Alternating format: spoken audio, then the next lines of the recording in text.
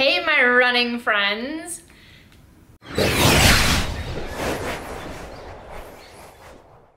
So today we're going to talk about how to pick the right marathon training program. I think it's one of the things that causes a lot of confusion and slows people down from getting to their goal. You've heard of Galloway and you've heard of low heart rate training if you've been reading anything that I have going on. And you've probably heard other people say they're trying the Hanson Method or maybe the first method. And what's the difference? How do you really know which one is going to work for you? Well, I have a series of posts now that is going through each and every one of them, giving you the details about them, people who have succeeded with it, and what kind of personality and kind of training you need to have to follow those particular programs. But before you get into any of them, there are a few things you need to consider. First, what's your current ability level? So if you're looking at a marathon training program that's calling for mileage that maxes out at like 100 miles a week, which would be something closer to like FITS, which is a pretty advanced program, but you're currently only hitting like 15 miles a week, you might be overshooting the target a little bit. But beyond that, there are other little ability things to consider. So if you're looking at a plan that's calling for a ton of speed work and you really haven't done much speed work yet, for a lot of people that's really a recipe for injury. So if you are going to go with that program, make sure you're really watching your intensity, which is the second factor to consider. How do you like to train? Do you love CrossFit? You love that go all out, go hard for like 20 seconds, get a break kind of person?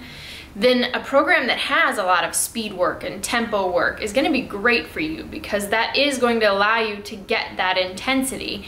If you're someone a little more like me, I love to run just to run. And for me, when my body is really working right, more miles is what makes me feel good and strong. So a plan that has a lot of speed work for me is just not that exciting. I feel a little intimidated by it. So could it make me a better runner? Yes. But if you don't enjoy your training plan, you're not going to stick to it, and you are very likely to get injured because that's when you stop paying attention to your form and things like that.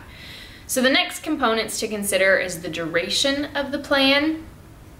If you have, 24 weeks until your marathon, you could certainly follow a plan that is 24 weeks long or even 20 weeks long.